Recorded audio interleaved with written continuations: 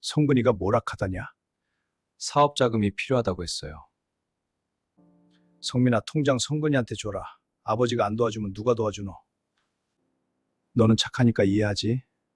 내 아버지 이해해요. 여러분, 이 남자는 아버지 병수발을 혼자 2년 동안 했습니다. 형들은 서울에서 잘 살고 있었습니다. 아버지가 돌아가신 날 형들이 유산을 싹 가져갔습니다. 이 남자 손에 남은 건 낡은 수첩 한 권이었습니다. 그런데 10년 뒤 그 형들이 이 남자 앞에 무릎을 꿇었습니다. 도대체 그 낡은 수첩 안에 무엇이 적혀 있었던 걸까요? 지금부터 그 이야기 시작합니다. 경상북도 봉화군 어느 산골 마을. 해발 600m. 겨울이면 눈이 허리까지 쌓이고 여름이면 구름이 지붕 아래로 내려앉는 곳입니다. 서울에서 버스로 4시간. 고속도로가 뚫린 뒤에도 여전히 먼 곳입니다. 이 마을에 오래전부터 이런 말이 내려왔습니다. 덕산 박씨 집안 기둥은 절대 썩지 않는다. 그 말의 주인공은 박만수롱, 78. 평생 고추와 마늘을 키우며 자식 셋을 대학에 보낸 사람입니다. 소를 팔고 논을 팔면서도 내 자식들만큼은 공부시켜야 한다며 허리 한번 제대로 못 편 사람입니다. 마을 어른들 모임에서는 늘 상석에 앉았고 누가 어려우면 먼저 찾아가는 사람이었습니다.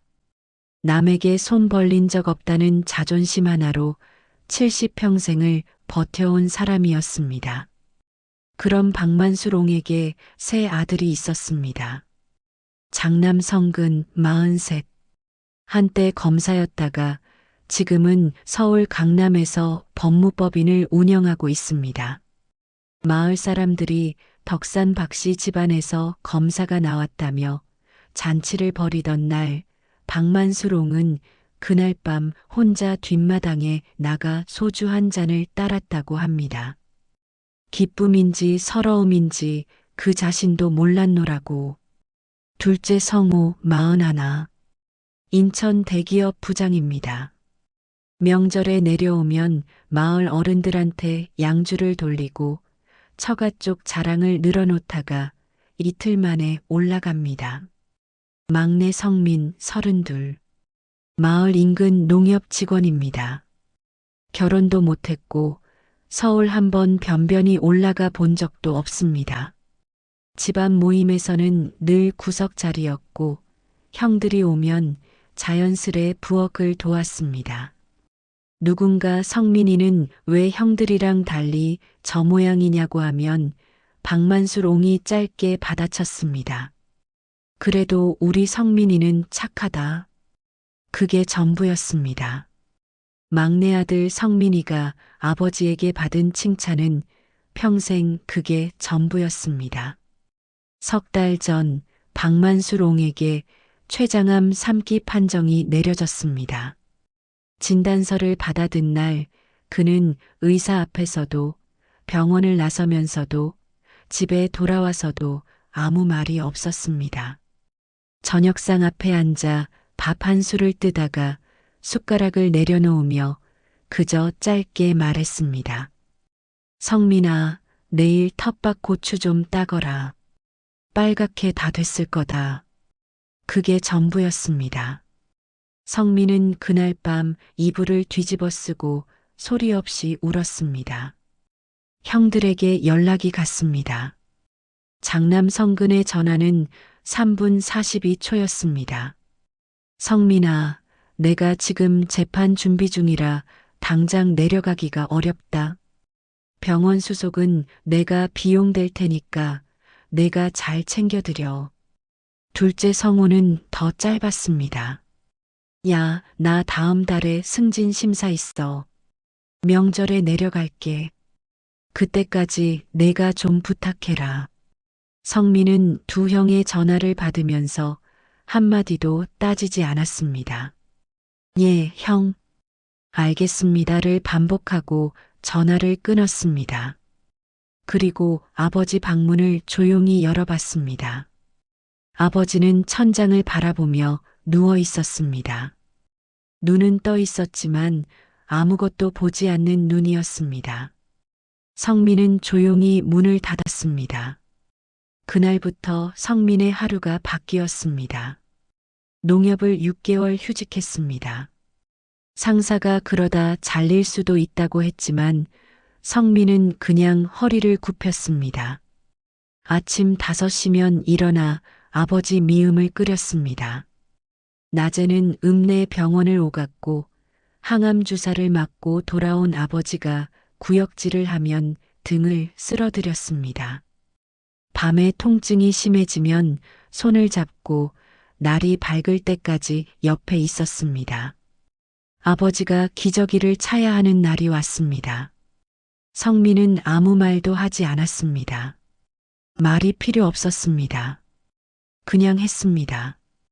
담당 간호사 윤 씨가 어느 날 복도에서 성민을 불러 세웠습니다. 저 올해 2일 했는데요. 저렇게 끝까지 직접 수발 드시는 자식분은 진짜 드물어요. 몸 챙기세요.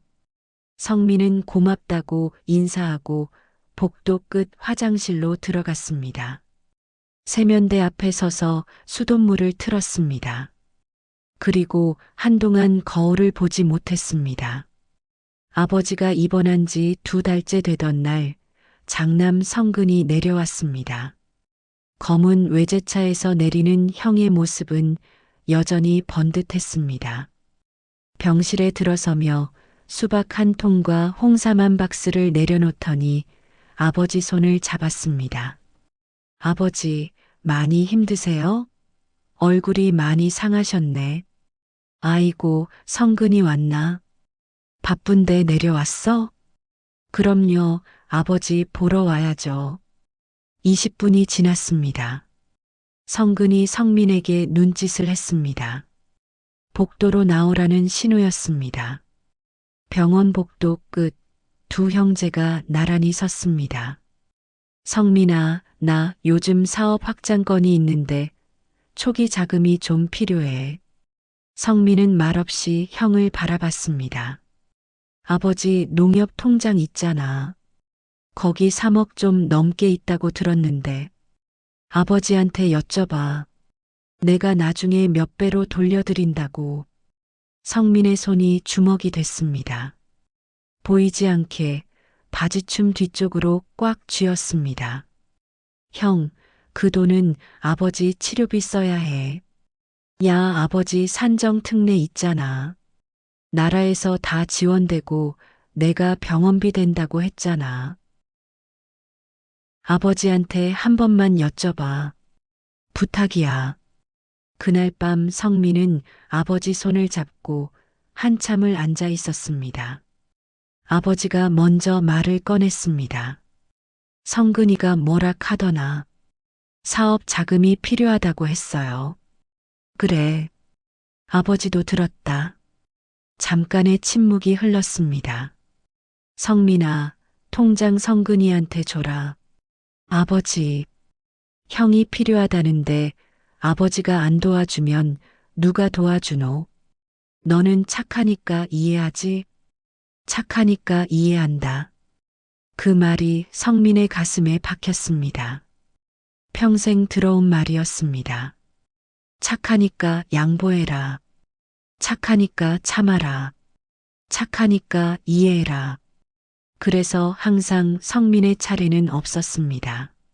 3억 2천만 원이 농협 창구에서 봉투에 담겨 나가던 날 성민은 창구 직원 아주머니에게 꾸벅 인사를 하고 밖으로 나왔습니다. 주차장 구석에 차를 세우고 오래 앉아 있었습니다. 울지 않았습니다. 울 기운이 남아있지 않았습니다. 그 무렵 병실 창가에 홀로 앉은 박만수롱은 작은 수첩을 꺼냈습니다. 떨리는 손으로 무언가를 적었습니다. 오래 걸렸습니다. 글씨 한자 한자에 힘을 줘야 했습니다. 마침 약을 가져다 드리러 들어온 성민이 물었습니다. 아버지, 뭐 적으세요? 박만수롱은 수첩을 덮으며 짧게 말했습니다. 나중에 알게 된다. 성민은 더 묻지 않았습니다. 약을 드리고 이불을 여며드리고 조용히 불을 껐습니다. 그 수첩이 무엇인지 성민은 그때 알지 못했습니다. 그로부터 2달 뒤 박만수롱이 세상을 떠났습니다. 새벽 3시 17분 성민이 손을 잡고 있는 동안이었습니다. 마지막 숨을 한번 길게 내쉬더니 그게 끝이었습니다. 아버지의 손이 천천히 식어가는 걸 느끼면서 성민은 이불을 끝까지 올려 덮어드렸습니다. 그리고 처음으로 소리를 내어 울었습니다. 병원 복도 새벽 3시 아무도 없는 긴 복도에서 혼자 울었습니다. 장례는 사흘이었습니다. 형들은 왔고 조문객도 많았고 화환도 넘쳤습니다. 첫날은 다들 있었습니다. 그러나 둘째 날 밤부터 형들은 보이지 않았고 빈소를 사흘 내내 지킨 건 성민 혼자였습니다. 아버지 유품을 정리하던 날이었습니다. 낡은 옷가지를 개고 오래된 달력을 떼어내고 침대 매트리스를 들어 올리는데 그 안쪽에 무언가 끼워져 있었습니다. 누렇게 바랜 봉투였습니다. 떨리는 손으로 열었습니다. 안에는 작은 수첩 한 권과 편지지 2장이 들어 있었습니다. 편지는 아버지 손글씨였습니다. 글씨가 가늘고 떨렸습니다. 병중에 쓴 것이 분명했습니다. 성민은 바닥에 주저앉아 편지를 펼쳤습니다. 성민아, 아버지가 못난 아비다. 평생 내가 제일 착한 걸 알면서도 한 번도 내 편을 못 들어줬구나. 형들 눈치 보느라, 마을 사람들 눈치 보느라 너를 늘 구석으로 밀었다. 그게 이 아비가 죽을 때까지 지고 가는 빚이다. 근데 있잖아, 성민아. 아버지는 다 봤다. 새벽에 혼자 운 것도, 통장 드릴 때 입술 깨문 것도, 기저귀 갈고 나서 손 씻으며 잠깐 고개 드는 것도 아버지는 눈 감고 있어도 다 느꼈다. 이 수첩 안에 아버지가 평생 모은 것들이 있다. 돈이 아니라 진짜 재산이다. 첫 장부터 차근차근 읽어라. 그리고 서두르지 마라. 때가 되면 다 알게 된다. 고맙다, 아들아. 살면서 가장 잘한 일이 너를 낳은 거였다. 성민은 편지를 가슴에 대고 한참을 있었습니다. 방 안은 조용했습니다. 30년 된 자개장, 낡은 달력, 아버지가 마지막까지 신던 고무신 한 켤레, 그리고 손때 묻은 수첩 한 권, 32살, 통장 잔고 40만 원, 직장도 반쯤 날아간 막내 아들에게 남은 건 그게 전부였습니다.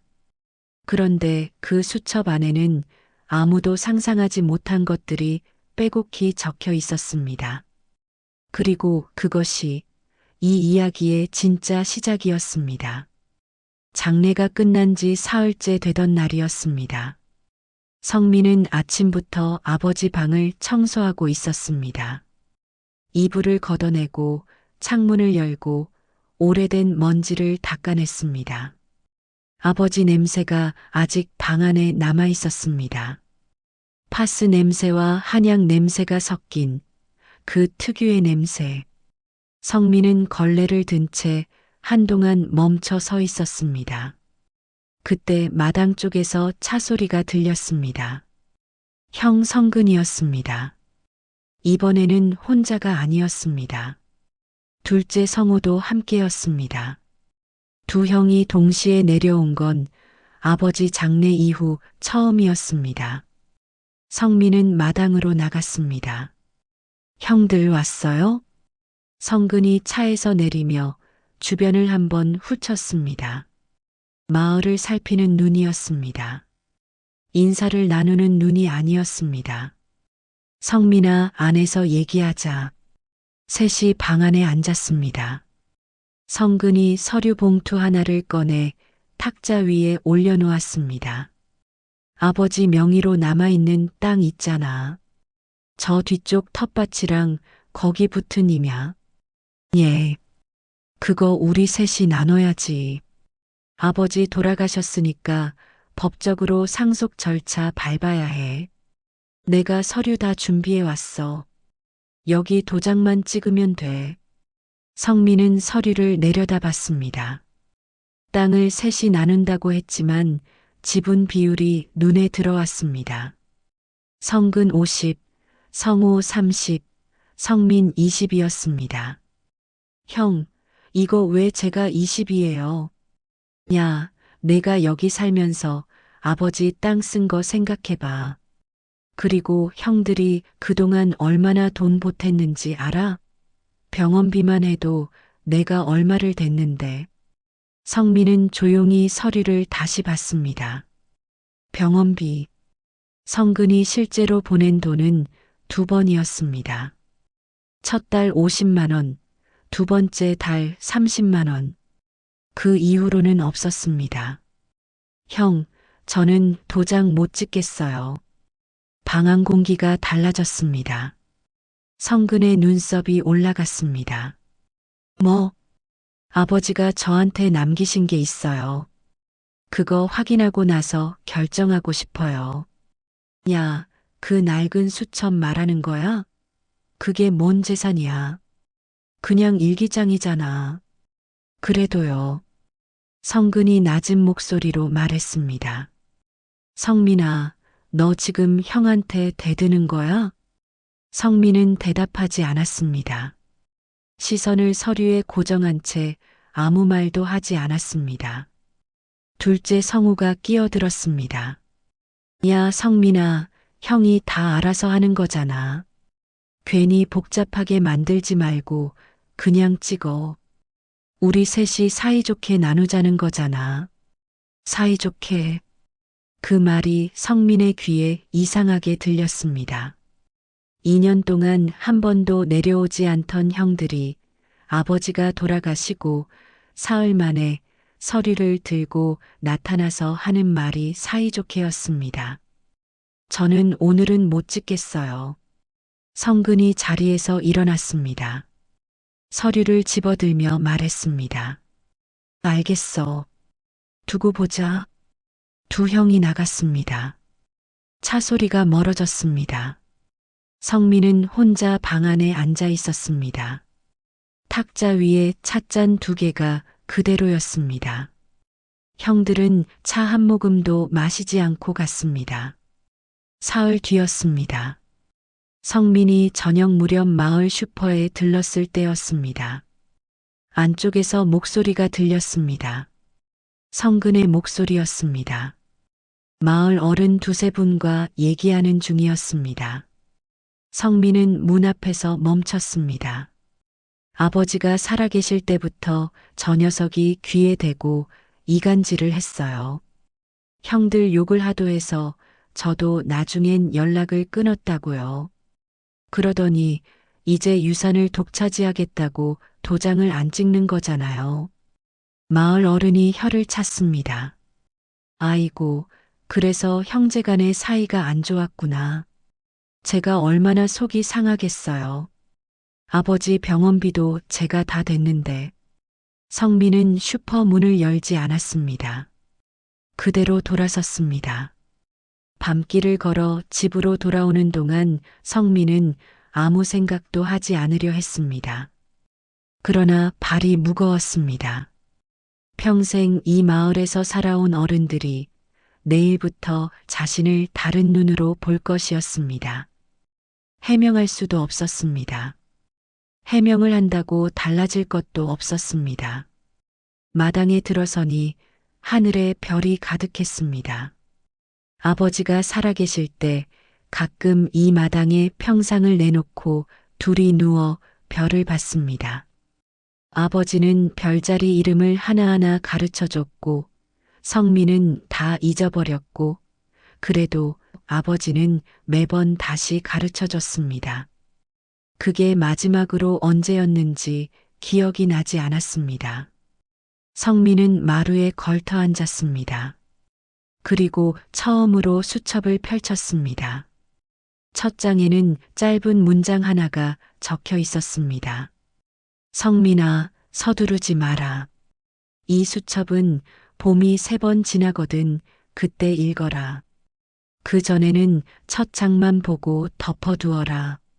성민은 고개를 들었습니다. 봄이 3번, 3년을 기다리라는 말이었습니다. 두 번째 줄이 있었습니다. 억울해도 참아라. 때가 되면 하늘이 가린다. 성민은 오래 그 문장을 바라봤습니다. 억울해도 참아라. 또 참으라는 말이었습니다. 평생 참고 살았는데 죽어서도 참으라고 합니다. 성민은 쓴웃음이 나올 것 같았습니다. 그러나 수첩을 덮었습니다. 아버지 말을 한 번도 어긴 적이 없었습니다. 이번에도 어기지 않을 것이었습니다. 다음 날 아침 성민은 농협에 복직 신청을 했습니다. 상사는 반겼습니다. 자리는 그대로 있었습니다. 성민은 다시 출근을 시작했습니다. 아침 8시에 나가서 저녁 6시에 돌아왔습니다. 퇴근하면 아버지 텃밭을 가꿨습니다. 고추를 심고 마늘을 묻고 잡초를 뽑았습니다. 아버지가 하던 방식 그대로였습니다. 마을 사람들의 시선이 달라진 건 체감이 됐습니다. 슈퍼에서 마주치면 어색하게 눈을 피하는 어른들이 생겼습니다. 예전에는 성민이 왔나 하고 불러 세우던 분들이었습니다. 성민은 먼저 인사를 했습니다. 상대가 받든 안 받든 먼저 고개를 숙였습니다. 한 달이 지났습니다. 형들에게서 연락이 왔습니다. 내용 증명이었습니다. 상속 재산 분할에 응하지 않으면 법적 절차를 밟겠다는 내용이었습니다. 성민은 그 편지를 서랍에 넣었습니다. 2달이 지났습니다. 법원에서 서류가 왔습니다.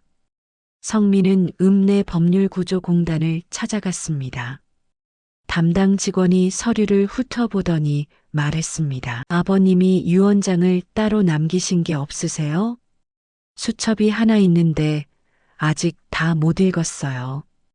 직원이 고개를 갸웃했습니다. 일단 아버님 명의 재산 목록부터 확인해 보시는 게 좋겠어요. 혹시 아버님이 따로 공증을 해두신 게 있을 수도 있거든요. 성민은 고개를 끄덕이고 나왔습니다. 그날 밤 수첩을 꺼내 첫 장을 다시 봤습니다. 봄이 3번 지나거든. 아직 2번이 남아 있었습니다. 성민은 수첩을 덮고 불을 껐습니다. 겨울이 왔습니다. 눈이 허리까지 쌓이는 봉화의 겨울이었습니다. 성민은 아침마다 마당을 쓸었습니다. 아버지가 살아계실 때 하던 일이었습니다. 마당을 쓸고 나면 아버지 방 쪽을 한번 바라보는 버릇이 생겼습니다. 불이 꺼진 방이었습니다. 늘 꺼진 방이었습니다. 그래도 매일 바라봤습니다. 형들로부터 더 이상 연락이 오지 않았습니다. 법적 절차를 밟겠다던 내용 증명 이후로 조용했습니다. 아마 변호사가 말렸거나 아니면 다른 방법을 찾고 있거나 둘 중 하나일 것이었습니다.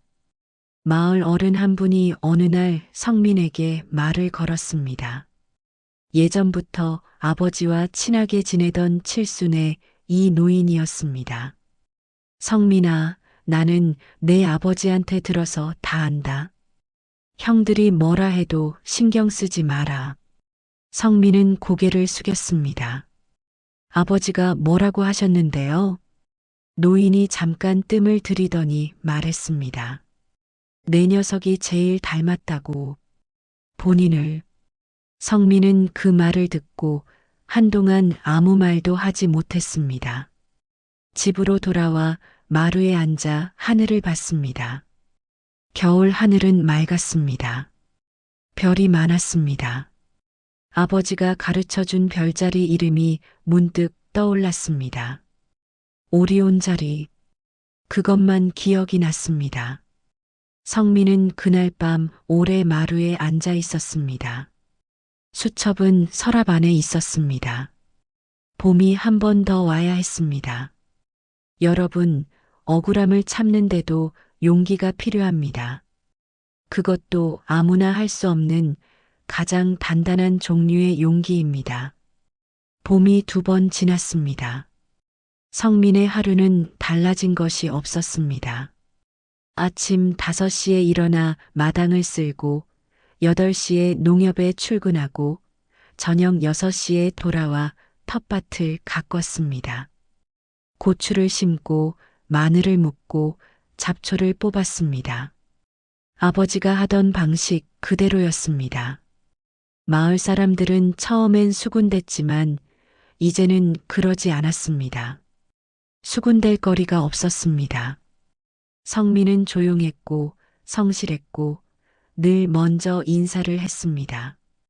형들이 퍼뜨린 말은 시간이 지나면서 흐릿해졌습니다.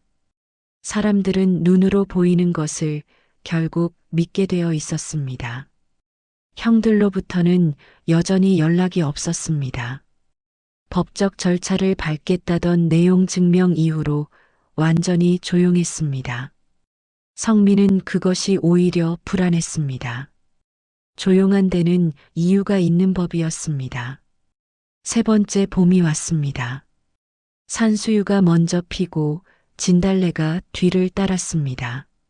아버지 텃밭 가장자리에 심어둔 매화가 올해도 어김없이 하얀 꽃을 피웠습니다. 아버지가 20년 전에 심은 나무였습니다. 성민은 매화 앞에 한동안 서 있었습니다. 그리고 집 안으로 들어가 서랍을 열었습니다. 수첩이 있었습니다. 2년 동안 첫 장만 보고 덮어두었던 수첩이었습니다. 누렇게 바랜 표지에 아버지 손때가 묻어 있었습니다. 성민은 수첩을 들고 마루에 나와 앉았습니다. 매화 향기가 바람에 실려왔습니다. 성민은 천천히 2번째 장을 넘겼습니다. 때가 됐으면 이걸 읽고 있겠구나. 성민아, 읍내에 최 변호사 사무실이 있다. 오래된 사무실이라 간판이 낡았을 거다. 그 사람한테 가서 박만술 아들이라고 해라. 기다리고 있을 거다. 그리고 이것만 기억해라. 이 땅은 내 것이다. 처음부터 내 것이었다. 성민은 그 문장을 3번 읽었습니다. 이 땅은 내 것이다. 처음부터 내 것이었다. 손이 떨렸습니다. 수첩을 덮고 하늘을 봤습니다. 파랬습니다. 봄 하늘은 언제나 이렇게 파랬습니다. 성민은 그날 오후 농협에 반차를 냈습니다. 읍내로 나가는 버스는 하루에 4번이었습니다. 성민은 오후 버스를 탔습니다. 창밖으로 익숙한 산길이 지나갔습니다. 어릴 때 아버지 자전거 뒤에 타고 이 길을 달리던 기억이 났습니다. 아버지는 페달을 밟으면서 콧노래를 흥얼거렸고 성민은 아버지 허리를 꼭 붙잡았습니다. 그게 언제였는지 아마 초등학교 들어가기 전이었을 겁니다. 30년 전 일이었습니다. 읍내에 도착해서 골목골목을 돌았습니다. 아버지가 말한 대로 간판이 낡았습니다. 최인호 법률사무소. 페인트가 절반쯤 벗겨진 간판이었습니다. 유리문 너머로 오래된 책장과 서류 더미가 보였습니다. 문을 밀고 들어갔습니다. 안쪽에서 60대로 보이는 남자가 고개를 들었습니다. 안경 너머 눈이 성민을 봤습니다. 그리고 천천히 자리에서 일어났습니다. 박만술 씨 아드님이시죠? 성민은 굳었습니다. 어떻게 아세요? 닮았어요. 많이. 최 변호사는 성민을 맞은편 의자에 앉히고 서랍을 열었습니다. 두꺼운 봉투 하나를 꺼내 탁자 위에 올려놓았습니다.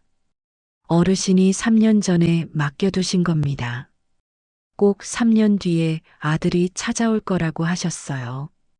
그 전에 오면 주지 말라고 하셨고요. 성민은 봉투를 내려다봤습니다. 3년 전이면 아버지가 입원하시기 전인데요. 예. 진단받기 2달 전에 오셨어요. 혼자 버스 타고 오셨더라고요. 성민은 아무 말도 할 수가 없었습니다. 아버지는 알고 있었습니다. 병이 오기 전부터 이미 알고 있었습니다. 아니, 어쩌면 병보다 먼저 준비를 시작한 것이었습니다. 최 변호사가 봉투를 열었습니다. 안에는 서류 여러 장과 함께 짧은 메모가 있었습니다. 서류는 토지 등기부등본이었습니다. 아버지 텃밭과 그 뒤편 임야, 그리고 성민이 존재조차 몰랐던 인근 땅 2필지가 더 있었습니다. 명의는 전부 박성민이었습니다. 이게 언제 된 거예요? 어르신이 오시기 전에 이미 이전 등기를 마쳐두셨어요. 형제분들한테는 알리지 않으셨고요. 성민은 손에 든 서류를 봤습니다. 자기 이름이 인쇄된 등기부등본이었습니다. 형들이 도장을 요구했던 그 땅이었습니다. 이미 2년 전에 아버지가 살아계실 때 성민의 명의로 넘어와 있었습니다. 형들이 가져가려 했던 것은 처음부터 형들 것이 아니었습니다. 메모를 폈습니다. 아버지 글씨였습니다. 이 땅 아래 있는 것을 확인하거라. 수첩 깊은 곳에 이름이 있다. 집으로 돌아온 성민은 수첩을 처음부터 다시 읽었습니다. 페이지를 넘길 때마다 아버지의 필체가 조금씩 달라졌습니다. 앞쪽은 힘이 있었고 뒤로 갈수록 가늘어졌습니다. 병이 깊어지면서 쓴 것들이었습니다. 성민은 그 필체의 변화를 손끝으로 느끼며 읽었습니다. 수첩 중간쯤에 낯선 내용이 나왔습니다. 약초 이름들이 빼곡히 적혀 있었습니다. 성민이 이름도 모르는 것들이었습니다. 그 옆에 아버지의 메모가 달려 있었습니다. 이 땅은 예사 땅이 아니다. 내가 30년 전에 전국을 돌아다니며 찾아낸 땅이다. 토질이 특별해서 아무 데서나 안 자라는 것들이 여기서는 자란다. 내가 혼자 알고 있었다. 아무한테도 말하지 않았다. 다음 장을 넘겼습니다. 이 약초들은 요즘 제약회사들이 찾고 있는 것들이다. 항암 성분이 있다고 한다. 내가 읍내 도서관에서 자료를 찾아봤다. 맞는 것 같다. 그런데 나는 늙어서 이걸 어떻게 하는지 모른다. 내가 알아서 해라. 성민은 페이지를 넘기는 손이 멈췄습니다. 아버지가 읍내 도서관에서 자료를 찾아봤다고 했습니다. 허리가 굽은 노인이 버스를 타고 읍내에 나가 도서관에 앉아 제약 자료를 찾아본 것이었습니다. 언제였을까? 70대 중반이었을 겁니다. 돋보기를 쓰고 낯선 단어들을 하나하나 짚어가며 읽었을 겁니다. 성민은 수첩을 잠시 내려놓았습니다. 눈이 뜨거워졌습니다. 수첩 뒤쪽에 이름과 전화번호가 적혀 있었습니다. 대구 한빛 제약연구소 김 박사. 이 사람을 찾아가면 된다. 이 사람은 이 약초를 알고 있다. 그 아래 한 줄이 더 있었습니다. 나는 이 사람을 만난 적이 있다. 15년 전 군청 행사에서 옆에 앉았다. 명함을 받아뒀다. 그때는 몰랐는데 나중에 생각해보니 이 사람이 필요할 것 같았다. 그래서 버렸던 명함을 수첩에 끼워뒀다. 성민은 수첩 맨 뒤를 펼쳤습니다. 낡은 명함 한 장이 끼워져 있었습니다. 모서리가 달아 있었습니다. 15년 된 명함이었습니다. 김정호, 한빛제약연구소 수석연구원. 다음 날 아침 성민은 대구행 버스를 탔습니다. 연구소는 대구 외곽에 있었습니다. 버스에서 내려 택시를 갈아탔습니다. 연구소 입구에서 안내 데스크 직원에게 명함을 내밀었습니다. 이분 계신지 여쭤볼 수 있을까요? 직원이 명함을 보더니 잠깐 기다리라고 했습니다. 5분쯤 지났을까? 복도 끝에서 60대 초반의 남자가 걸어왔습니다. 흰 가운을 입고 있었습니다. 남자가 성민 앞에 서더니 말했습니다. 혹시 봉화에서 오셨어요? 성민이 굳었습니다. 어떻게 아세요? 김 박사가 천천히 웃었습니다. 기다렸습니다. 오래. 성민은 그 말의 무게를 바로 이해하지 못했습니다. 김 박사가 안으로 들어오라고 했습니다. 둘이 마주 앉았습니다. 김 박사가 서랍에서 오래된 서류 하나를 꺼냈습니다. 박만술 어르신 아드님 맞으시죠? 예. 어르신이 15년 전 저한테 연락을 하셨어요. 당신 땅에서 이 약초가 자라는 것 같다고. 제가 직접 가서 확인했습니다. 그때 이미 확신했어요. 대단한 토양이라고. 그런데 어르신이 그러시더라고요. 아직 때가 아니라고. 때가 되면 아들이 찾아올 거라고. 성민은 말이 나오지 않았습니다. 그래서 저도 기다렸습니다. 언제 오나 하고 15년이었습니다. 아버지는 15년 전에 이미 이 사람을 만나고 땅을 확인하고 아들이 올 날을 기약해 두었습니다. 성민이 태어나서 자라고 농협에 취직하고 아버지 병수발을 하는 동안 이 연구소 서랍 안에는 아버지가 맡겨둔 서류가 잠들어 있었습니다. 김 박사가 말을 이었습니다. 지금 저희 회사에서 이 약초 성분을 항암 신약 개발에 쓰려고 합니다. 국내에서 이 토양 조건을 갖춘 곳이 딱 2군데인데 한 군데가 바로 그 땅이에요. 독점 공급 계약을 원합니다. 성민은 창밖을 봤습니다. 대구 외곽의 3월 하늘이었습니다. 봉화 하늘과는 달랐습니다. 그러나 같은 봄이었습니다. 세 번째 봄이었습니다. 아버지가 말한 봄이었습니다. 버스를 타고 돌아오는 길이었습니다. 성민은 창에 이마를 기댔습니다. 산길이 구불구불 이어졌습니다. 봄 햇살이 창을 통해 들어왔습니다. 따뜻했습니다. 아버지가 떠올랐습니다. 도서관에서 돋보기를 쓰고 자료를 찾던 아버지. 버스를 타고 읍내에 나가 변호사를 만나던 아버지. 15년 전 군청 행사장 옆자리에서 낯선 연구원의 명함을 챙기던 아버지. 그 모든 것이 성민을 위한 것이었습니다. 단 한 번도 내가 이렇게 준비했다고 말한 적이 없었습니다. 그냥 텃밭을 가꾸고 소주 한 잔을 마시고 우리 성민이는 착하다고만 했습니다. 성민은 손등으로 눈을 닦았습니다. 버스가 봉화 터미널에 들어섰습니다. 익숙한 냄새가 났습니다. 산 냄새, 흙 냄새. 성민이 평생 맡아온 냄새였습니다. 터미널을 나서며 하늘을 올려다봤습니다. 파랬습니다. 집에 돌아온 성민은 마루에 앉았습니다. 수첩을 꺼냈습니다. 그리고 아직 읽지 않은 마지막 장들을 천천히 넘겼습니다. 페이지마다 아버지의 필체가 있었습니다.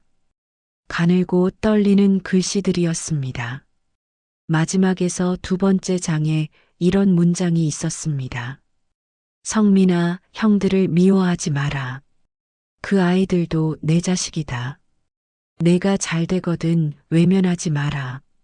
그게 아버지한테 주는 가장 큰 선물이다. 성민은 그 문장 앞에서 오래 멈췄습니다. 형들을 미워하지 마라. 마을 슈퍼에서 들었던 형의 목소리가 났습니다. 내용 증명 봉투가 생각났습니다. 도장을 요구하던 형의 눈빛이 떠올랐습니다. 미워하지 말라고 했습니다. 성민은 수첩을 덮었습니다. 그리고 마당을 봤습니다. 매화는 이미 졌고 이제 초록 잎이 나오고 있었습니다. 봄은 그렇게 깊어가고 있었습니다. 아버지는 재산을 나눠준 것이 아니었습니다. 자식들이 어떤 사람인지 스스로 드러내도록 그냥 기다린 것이었습니다. 그리고 기다릴 줄 아는 아들 곁에 모든 것을 미리 준비해 두었습니다. 김 박사로부터 전화가 온 건 그로부터 열흘 뒤였습니다. 박성민 씨, 저희 쪽에서 검토가 끝났습니다. 본사 임원들이 직접 찾아뵙고 싶다고 합니다. 날짜 잡아도 될까요? 성민은 잠깐 말이 없었습니다. 저희 쪽으로 오신다고요? 예. 그 땅을 직접 봐야 한다고 해서요. 괜찮으시겠어요? 예, 괜찮습니다. 전화를 끊고 성민은 마당을 내다봤습니다. 텃밭에 고추 모종이 줄지어 서 있었습니다. 아버지가 매년 이맘때 심던 것들이었습니다. 성민은 올해도 똑같이 심었습니다. 간격도 깊이도 아버지 방식 그대로였습니다. 저 땅이 그런 땅이었습니다. 평생 보아온 텃밭이었습니다. 잡초를 뽑고 물을 주고 고추를 따던 그 땅이었습니다. 그게 그런 땅인지 성민은 몰랐습니다. 아버지도 살아계실 때 단 한 번도 말하지 않았습니다. 약속한 날 아침이었습니다. 성민은 평소와 똑같이 일어났습니다. 5시에 일어나 마당을 쓸었습니다. 미음 대신 밥을 지었습니다. 혼자 먹는 밥이었지만 제대로 차렸습니다. 아버지가 밥상은 혼자 먹어도 차려야 한다고 했습니다. 10시쯤 됐을까? 마을 입구 쪽에서 소리가 들렸습니다. 성민이 마당으로 나왔습니다. 검은 승용차 4대가 좁은 마을길을 천천히 들어오고 있었습니다.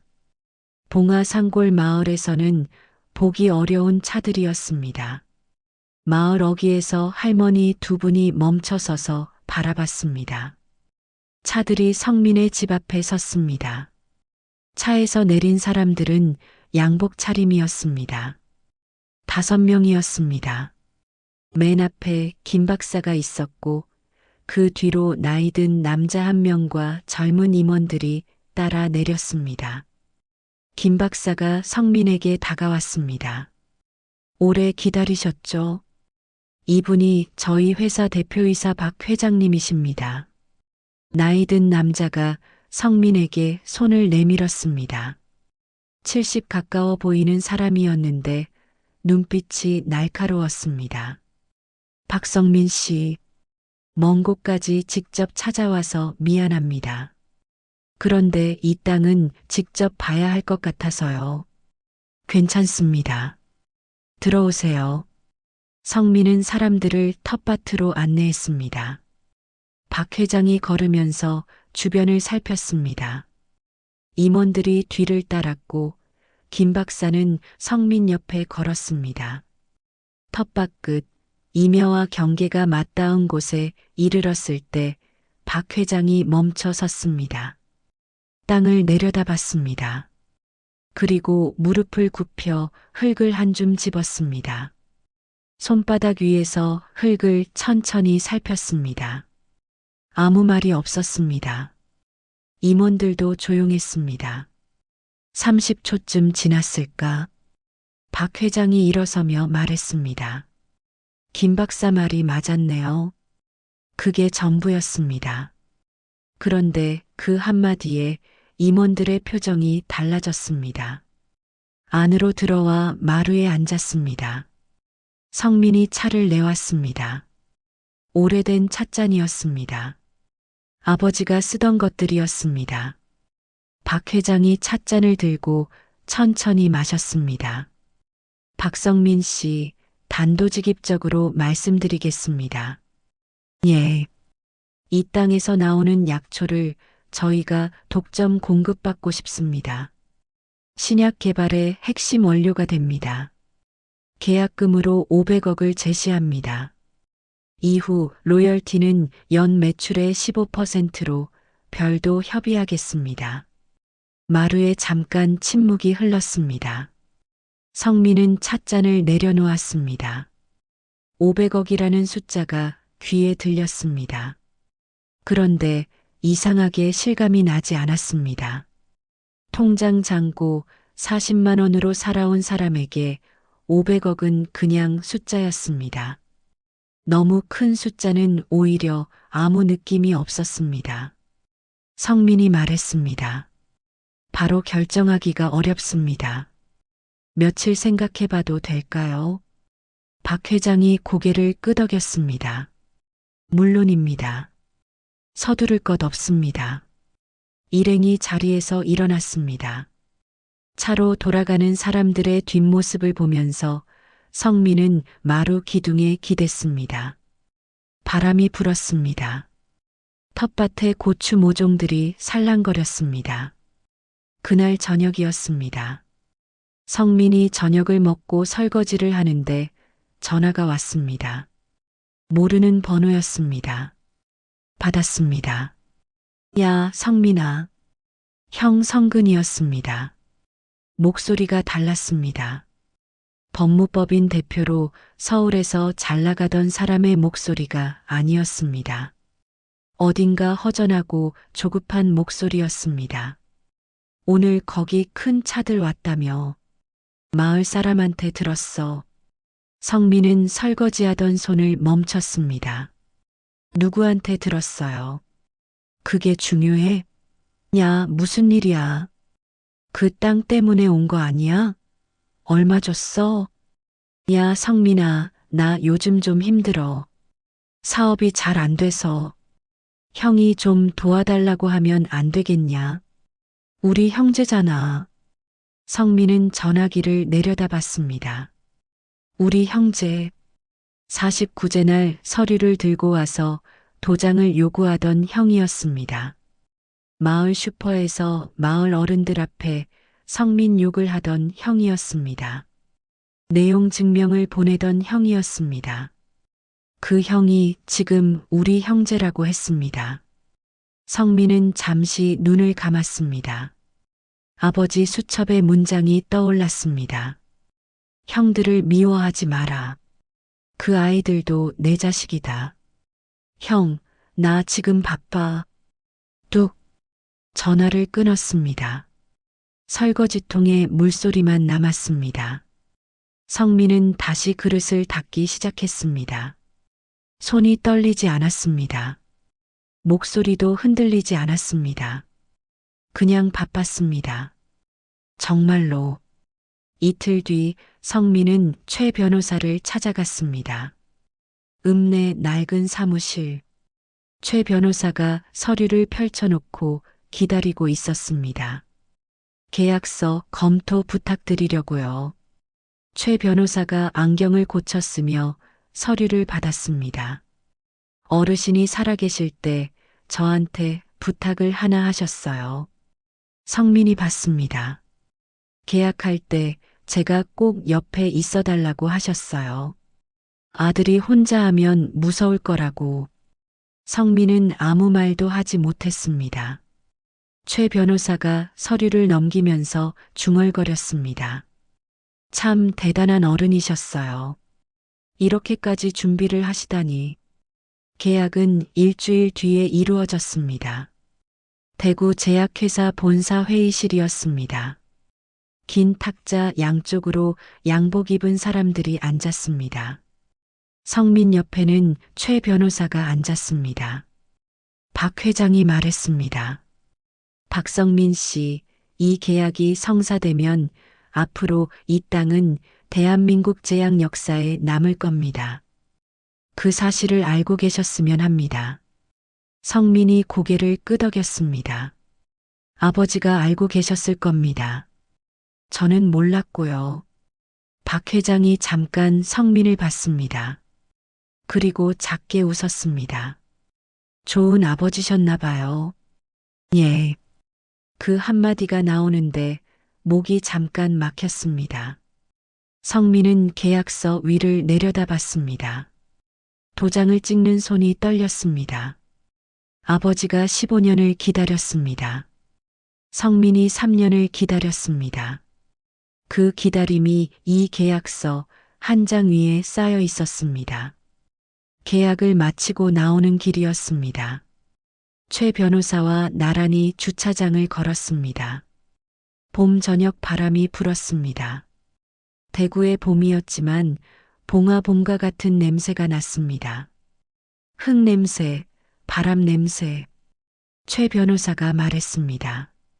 어르신이 마지막에 저한테 이런 말씀을 하셨어요. 기억이 나서요.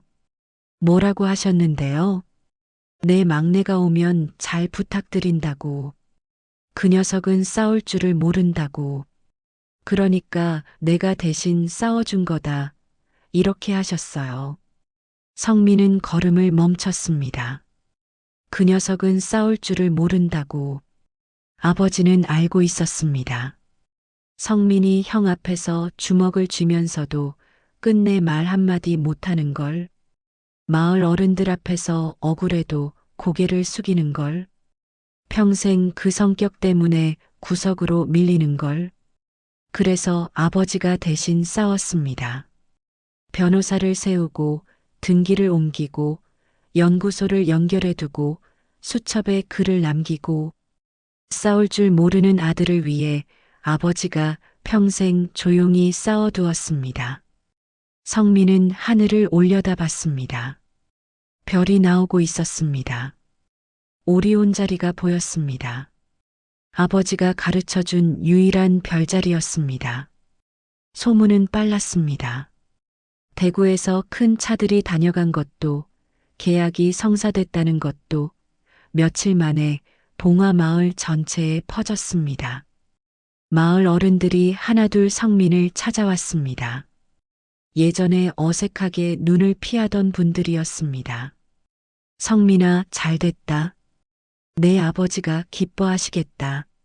성민은 그 말들을 들으면서 마당에 서 있었습니다. 딱히 기쁘지도 그렇다고 슬프지도 않았습니다. 그냥 조용했습니다. 아버지가 없었습니다. 이 소식을 전할 사람이 없었습니다. 그게 제일 아팠습니다. 그날 밤 성민은 오래 앉아 있었습니다. 수첩을 꺼냈습니다. 마지막에서 두 번째 장을 폈습니다. 아버지 글씨가 있었습니다. 성민아, 형들을 미워하지 마라. 그 아이들도 내 자식이다. 성민은 그 문장을 손끝으로 짚었습니다. 전화를 끊던 순간이 떠올랐습니다. 나 지금 바빠. 뚝. 그 순간이 통쾌하지 않았습니다. 후련하지도 않았습니다. 그냥 허전했습니다. 어쩌면 아버지 말이 맞는지도 몰랐습니다. 성민은 수첩을 덮었습니다. 그리고 한참을 천장을 봤습니다. 형은 지금 어디에 있을까? 무엇을 하고 있을까? 사업이 힘들다고 했습니다. 목소리가 예전 같지 않았습니다. 성민은 눈을 감았습니다. 아직은 아니었습니다. 아직 때가 아니었습니다. 아버지도 3년을 기다리라고 했습니다. 서두르지 말라고 했습니다. 성민은 불을 껐습니다. 밖에서 바람 소리가 들렸습니다. 텃밭의 고추 모종들이 흔들리는 소리였습니다. 아버지가 심은 땅에서 나는 소리였습니다. 성민은 그 소리를 들으며 눈을 감았습니다. 세상에서 가장 통쾌한 복수는 칼을 드는 것이 아닙니다. 그냥 잘 사는 것입니다. 그리고 가장 단단한 사람은 이기려 하지 않는 사람이 아니라 기다릴 줄 아는 사람입니다. 여름이 지나고 가을이 왔습니다. 텃밭에 고추가 빨갛게 익었습니다. 성민은 아침마다 고추를 땄습니다. 아버지가 하던 방식 그대로 한 줄씩 훑어 내려갔습니다. 쪼그려 앉아 손을 뻗으면 이슬이 손등에 묻었습니다. 차가운 이슬이었습니다. 가을 냄새가 났습니다. 계약 이후 성민의 일상은 크게 달라지지 않았습니다. 농협은 그대로 다녔습니다. 상사가 이제 그만두셔도 되는 거 아니에요라고 농담처럼 말했지만 성민은 웃으며 고개를 저었습니다. 아침이면 출근하고 저녁이면 텃밭을 가꿨습니다. 달라진 것이 있다면 제약회사 측 담당자가 한 달에 한 번씩 땅을 보러 왔다는 것, 그리고 마을 사람들이 성민에게 먼저 인사를 건넨다는 것이었습니다. 그게 전부였습니다. 형 성근으로부터 다시 연락이 온 건 늦가을이었습니다. 이번에는 전화가 아니었습니다. 마을 버스 정류장에 성근이 서 있었습니다. 외제차가 아니었습니다. 낡은 버스에서 내렸습니다. 점퍼 차림이었습니다. 예전에 번듯한 모습이 아니었습니다. 얼굴이 많이 상해 있었습니다. 성민이 퇴근하다가 정류장 앞에서 형과 눈이 마주쳤습니다. 둘 다 잠깐 멈췄습니다. 성근이 먼저 고개를 숙였습니다. 성민아. 성민은 형을 봤습니다. 마지막으로 봤을 때보다 머리가 많이 새어 있었습니다. 눈밑이 거뭇했습니다. 잠을 못 잔 사람의 얼굴이었습니다. 들어와요. 성민이 먼저 걸었습니다. 성근이 뒤를 따랐습니다. 마루에 마주 앉았습니다. 성민이 차를 내왔습니다. 아버지 찻잔이었습니다. 성근이 찻잔을 들더니 한동안 내려다봤습니다. 아버지 찻잔인 걸 알아본 것 같았습니다. 한참 침묵이 흘렀습니다. 성근이 먼저 말을 꺼냈습니다. 법무법인 닫았어. 성민은 아무 말도 하지 않았습니다. 무리하게 확장했다가 다 날렸어. 아버지한테 받은 돈도 그 이후에 끌어모은 것도 전부. 지금 사무실도 없고 집도 없어. 저도 애들 데리고 처가로 갔고. 성근의 목소리가 낮고 평평했습니다. 변명도 없었고 과장도 없었습니다. 그냥 사실을 말하는 목소리였습니다. 다 내 잘못이야. 성민은 찻잔을 두 손으로 감쌌습니다. 형, 지금 어디서 자요? 성근이 잠깐 멈췄습니다. 읍내 여관. 성민은 고개를 끄덕였습니다. 그리고 일어섰습니다. 방 있어요. 들어와요. 성근이 굳었습니다. 야, 나 돈 빌리러 온 거 아니야. 알아요. 그냥 얼굴 보고 싶었어. 아버지 산소도 가고 싶었고. 알아요. 그러니까 들어오라고요. 성근은 한동안 성민을 봤습니다. 그러더니 눈을 피했습니다. 눈이 붉어졌습니다. 성민아, 미안하다. 낮은 목소리였습니다. 떨렸습니다. 아버지 통장, 마을 사람들한테 한 말, 내용 증명, 다. 성민은 마루 끝을 봤습니다. 텃밭이 보였습니다.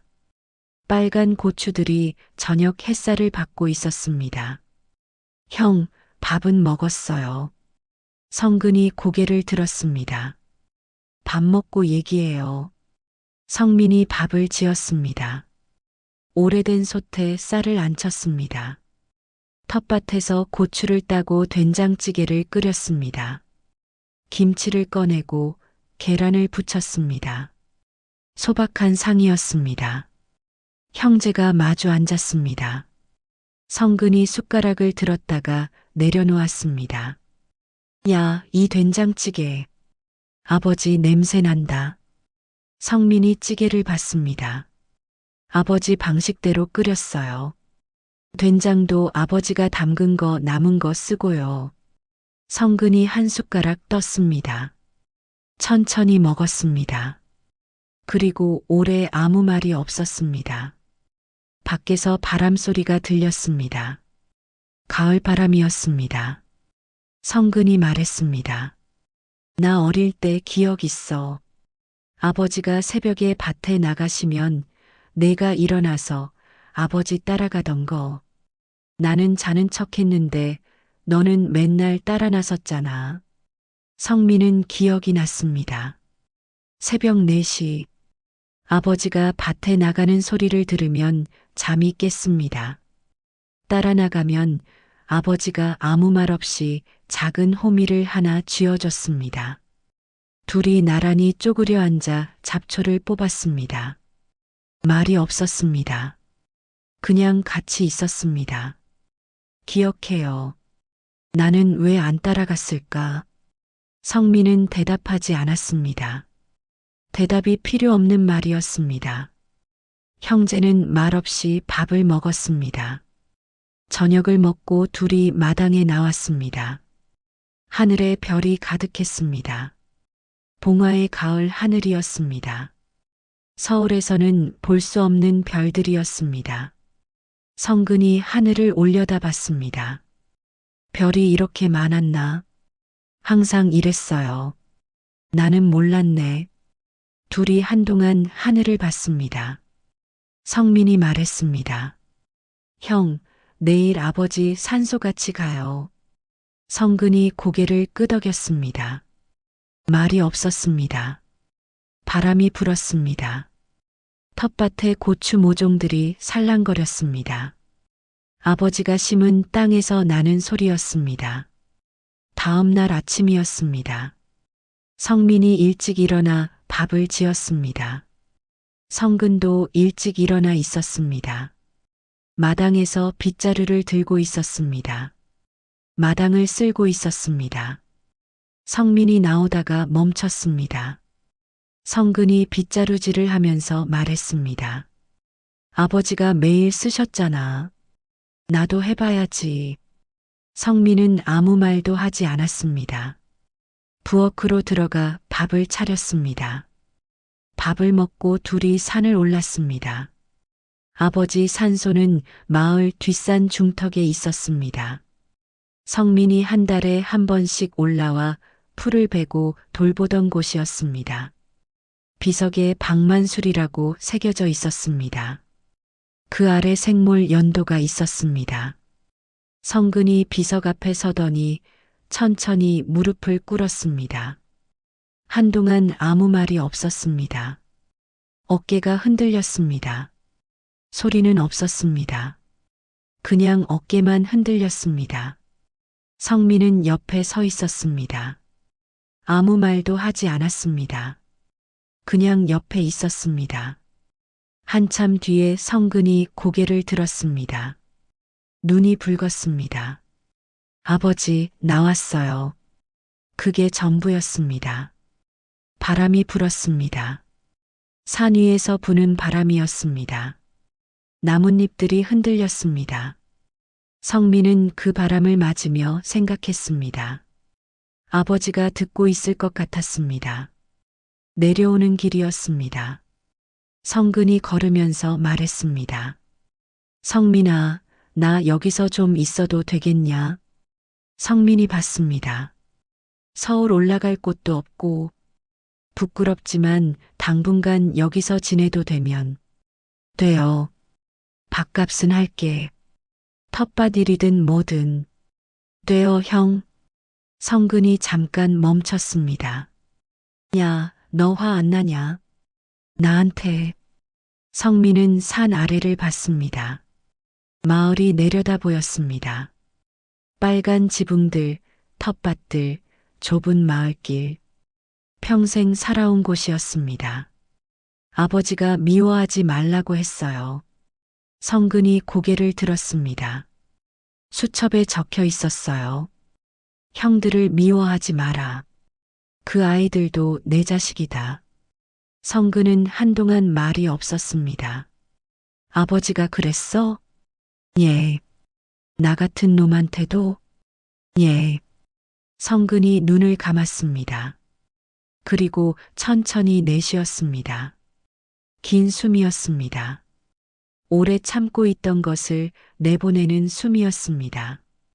둘이 다시 걸었습니다. 산길을 내려오는 두 형제의 발소리가 낙엽 위에서 났습니다. 나란한 발소리였습니다. 어릴 때 이 산을 함께 뛰어다니던 발소리였습니다. 그날 저녁이었습니다. 성민은 수첩을 꺼냈습니다. 마지막에서 두 번째 장을 다시 폈습니다. 성민아, 형들을 미워하지 마라. 그 아이들도 내 자식이다. 내가 잘 되거든 외면하지 마라. 그게 아버지한테 주는 가장 큰 선물이다. 그 아래 한 줄이 더 있었습니다. 전에는 보지 못한 줄이었습니다. 글씨가 너무 작아서 지나쳤던 것이었습니다. 형이 먼저 손을 내밀기를 기다리거라. 그 순간이 오면 내가 잡아줘라. 성민은 그 문장을 손끝으로 짚었습니다. 형이 먼저 손을 내밀기를 기다리거라. 아버지는 이것도 알고 있었습니다. 언젠가 형이 돌아올 거라는 것을, 그리고 그때 성민이 어떻게 해야 하는지를. 아버지는 살아서도 죽어서도 두 아들 사이에 있었습니다. 성민은 수첩을 덮었습니다. 방 안이 조용했습니다. 옆방에서 성근이 자는 소리가 들렸습니다. 오래 못 잔 사람이 처음으로 편히 자는 소리였습니다. 성민은 불을 껐습니다. 어둠 속에서 생각했습니다.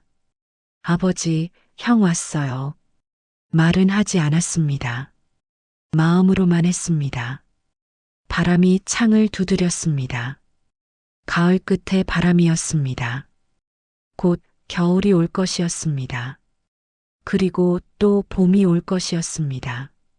성민은 눈을 감았습니다. 아버지는 유산을 두 가지 남겼습니다. 하나는 땅이었고 하나는 기다림이었습니다.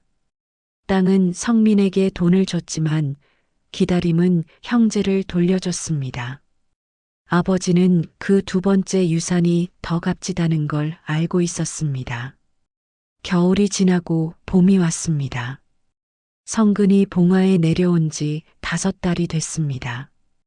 처음 한 달은 그냥 쉬었습니다. 아침에 늦게 일어나고 마당에 나와 멍하니 앉아 있고 저녁에 일찍 들어갔습니다. 성민은 아무 말도 하지 않았습니다. 쉬어야 할 사람은 쉬어야 했습니다. 두 번째 달부터 성근이 텃밭에 나오기 시작했습니다. 처음에는 어색했습니다. 호미를 어떻게 잡는지도 몰랐습니다. 성민이 옆에서 보여줬습니다. 성근이 따라했습니다. 틀렸습니다. 다시 했습니다. 또 틀렸습니다. 그래도 했습니다. 마을 어른들이 처음에는 성근을 경계했습니다. 당연한 일이었습니다. 예전에 마을에서 있었던 일들이 있었습니다.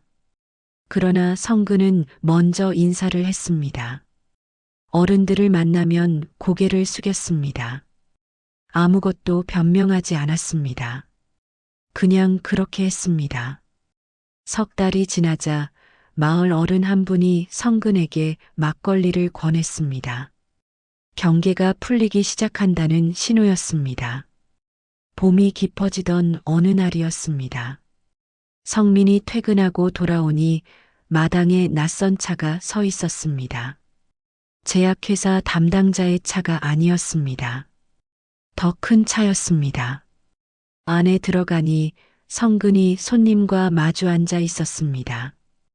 50대로 보이는 남자였습니다. 성근이 성민을 봤습니다. 왔어? 이분은 군청 지역개발 담당 과장님이셔. 나한테 연락이 왔어. 성민이 자리에 앉았습니다. 과장이 서류를 꺼냈습니다. 박성민 씨 되십니까?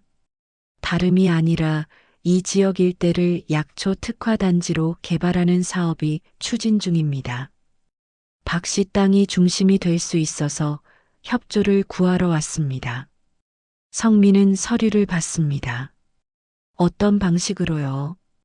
박 씨 땅을 중심으로 인근 농가들도 같이 참여하는 형태입니다. 독점 공급이 아니라 지역 전체가 같이 크는 구조요. 국가 지원도 연계됩니다. 성민은 서류를 넘기다가 손을 멈췄습니다. 인근 농가들도 같이 마을 사람들이 떠올랐습니다. 평생 고추와 마늘을 키우며 살아온 어른들이었습니다. 아버지처럼 허리가 굽은 사람들이었습니다. 저 혼자 결정할 수 없어요. 마을 어른들한테 먼저 여쭤봐야 합니다. 과장이 고개를 끄덕였습니다. 물론입니다. 시간 충분히 드리겠습니다. 손님이 돌아가고 성근이 말했습니다. 야, 너 그냥 하면 되는 거 아니야. 왜 마을 어른들한테 물어봐. 성민이 텃밭을 봤습니다. 아버지가 이 땅 지킬 때 혼자 지킨 게 아니었어요. 마을이 있었으니까 지킬 수 있었던 거예요. 성근이 한동안 동생을 봤습니다. 그리고 아무 말도 하지 않았습니다. 마을 회의가 열렸습니다. 경로당의 어른들이 모였습니다. 성민이 서류를 펼쳐놓고 설명했습니다. 어른들이 듣고 묻고 또 물었습니다. 성민은 아는 것은 말하고 모르는 것은 모른다고 했습니다. 회의가 2시간 넘게 이어졌습니다. 마지막에 마을에서 제일 연장자인 80대 노인이 말했습니다. 성민아, 내 아버지가 살아계셨으면 뭐라 하셨겠냐? 성민이 잠깐 생각했습니다. 같이 하라고 하셨을 거예요. 노인이 고개를 끄덕였습니다. 그래. 그럼 됐다. 사업은 그해 여름부터 시작됐습니다. 성민의 땅을 중심으로 인근 농가 12곳이 참여했습니다. 군청 지원이 연계됐고 제약회사와의 계약도 확장됐습니다. 마을 사람들이 처음에는 반신반의했지만 가을이 되자 결과가 나오기 시작했습니다. 50년 만에 마을에서 제일 풍요로운 가을이었다고 했습니다. 성근은 그 사업의 실무를 맡았습니다. 법무법인을 운영하던 사람이었습니다. 계약서를 검토하고 행정 서류를 처리하고 군청과의 협의를 조율했습니다. 화려하지 않은 일이었습니다. 그러나 성근은 불평 없이 했습니다. 어느 날 마을 어른이 성근에게 말했습니다. 자네 생각보다 일 잘하네. 성근이 웃었습니다. 그 웃음이 예전과 달랐습니다. 서울에서 번듯하게 살 때의 웃음이 아니었습니다. 더 단순한 웃음이었습니다. 그의 겨울이었습니다. 성민이 장학재단 설립 서류를 최 변호사에게 가져갔습니다. 마을 아이들 장학금 주는 재단 만들려고요. 최 변호사가 안경을 고쳤으며 서류를 받습니다. 규모가 어느 정도요? 처음엔 작게 시작하려고요. 마을 아이들부터요. 최 변호사가 서류를 넘기다가 멈췄습니다. 어르신이 이것도 말씀하셨어요. 성민이 받습니다. 언젠가 성민이가 이런 걸 하고 싶어 할 거라고. 그때 도와드리라고 하셨어요. 성민은 아무 말도 하지 못했습니다. 아버지는 이것도 알고 있었습니다. 재단이 만들어졌습니다. 첫 해에 마을 아이 5명이 장학금을 받았습니다. 그중 1명은 읍내에서도 가기 어렵다는 형편의 아이였습니다. 그 아이 어머니가 성민을 찾아와 인사를 했습니다. 우리 애가 공부를 하고 싶다고 했는데 형편이 안 돼서요. 덕분에 됐습니다. 성민이 고개를 숙였습니다. 아버지가 하신 거예요. 어머니가 고개를 갸웃했습니다. 아버지요? 예. 저는 그냥 심부름한 거예요. 그 이듬해 봄이었습니다. 마을에 작은 의원이 생겼습니다. 읍내까지 나가지 않아도 되는 곳이었습니다. 마을 어른들이 허리 아프면 걸어서 갈 수 있는 곳이었습니다. 개원하는 날 마을 사람들이 다 모였습니다. 성민은 구석에 서 있었습니다. 어른들이 성민을 찾았습니다. 성민아, 나와라. 내가 앞에 서야지. 성민이 고개를 저었습니다. 저는 여기가 좋아요. 마을 어른들이 웃었습니다. 예전에 구석에 밀려있던 성민이 이제는 스스로 구석을 택했습니다. 달라진 구석이었습니다. 성근이 옆에 서서 말했습니다. 야, 나가라. 아버지 보시면 좋아하시겠다. 성민이 형을 봤습니다. 형의 얼굴이 달라져 있었습니다. 허리가 조금 굽어 있었습니다. 손이 거칠어져 있었습니다.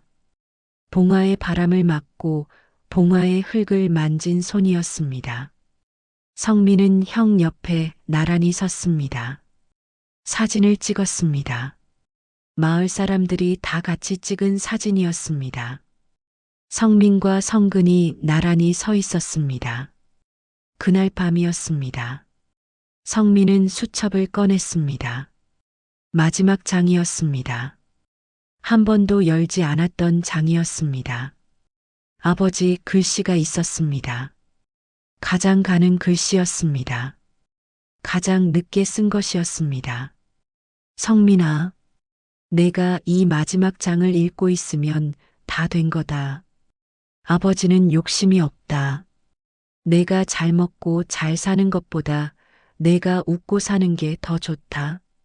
돈보다 사람이 좋고 성공보다 저녁밥이 좋다. 형이랑 같이 밥 먹는 사진 한 장이 강남 빌딩 한 채보다 낫다. 마지막으로 한 가지만 부탁한다. 아버지 산소에 봄마다 매화 한 가지 꺾어다 놓아라. 그것만 해다오. 착하게 살아라. 나머지는 하늘이 한다. 사랑한다, 아들아. 성민은 수첩을 덮었습니다. 오래 그 자리에 앉아 있었습니다. 방 안이 조용했습니다. 옆방에서 성근이 자는 소리가 들렸습니다. 마당에서 바람 소리가 들렸습니다. 텃밭에 흙 냄새가 났습니다. 아버지 냄새가 났습니다. 성민은 수첩을 서랍에 넣었습니다. 그리고 닫았습니다. 더 이상 꺼내지 않아도 됐습니다. 수첩 안의 것들이 이제 모두 밖에 있었습니다. 땅이 되고 재단이 되고 의원이 되고 형이 되고 마을이 됐습니다. 아버지가 수첩에 적은 것들이 전부 살아 있었습니다. 다음 날 이른 아침이었습니다. 성민은 텃밭 가장자리 매화 앞에 섰습니다. 봄이었습니다. 매화가 피어 있었습니다. 하얀 꽃이었습니다. 아버지가 20년 전에 심은 나무였습니다. 한 가지를 꺾었습니다. 산을 올랐습니다. 아버지 산소 앞에 섰습니다. 비석에 적힌 이름을 봤습니다. 박만술. 그 두 글자를 손끝으로 짚었습니다. 차가웠습니다. 그러나 익숙한 차가움이었습니다. 매화 가지를 비석 앞에 놓았습니다. 바람이 불었습니다. 산 위에서 내려오는 바람이었습니다. 매화 향기가 실렸습니다. 성민은 오래 그 자리에 서 있었습니다. 할 말이 많았습니다. 그러나 아무 말도 하지 않았습니다. 아버지는 다 알고 있을 것이었습니다. 살아서도 알았으니까 죽어서도 알 것이었습니다. 그냥 같이 있었습니다. 어릴 때 새벽밭에서 그랬던 것처럼 말없이 나란히 그냥 같이 있었습니다. 마을로 내려오는 길이었습니다. 산 아래로 마을이 내려다 보였습니다. 빨간 지붕들, 텃밭들, 좁은 마을길. 봄 햇살이 마을 위에 내려앉아 있었습니다. 저 멀리 성근이 텃밭에 쪼그려 앉아 있는 게 보였습니다. 호미를 들고 있었습니다. 허리가 굽어 있었습니다. 아버지랑 닮아 있었습니다. 성민은 걸음을 멈추고 그 모습을 봤습니다. 오래 봤습니다. 그리고 내려갔습니다. 여러분, 아버지 박만수롱이 남긴 수첩의 마지막 장 맨 끝에는 딱 한 줄이 적혀 있었습니다. 착하게 살아라. 나머지는 하늘이 한다. 긴 말이 아니었습니다. 그러나 그 한 줄이 한 사람의 인생을 붙잡았고, 한 가족을 돌려놓았고, 한 마을을 살렸습니다. 오늘 여러분 곁에 아무 말 없이 당신을 지켜보는 사람이 있습니까? 당신을 위해 조용히 무언가를 준비해 두는 사람이 있습니까? 그 사람에게 오늘 전화 한 통 하십시오. 아버지 박만수롱처럼 말 못하고 가는 사람이 이 세상엔 너무 많습니다. 이 이야기가 마음에 남으셨다면 가장 소중한 사람에게 먼저 보내주십시오. 끝까지 시청해 주셔서 감사드립니다.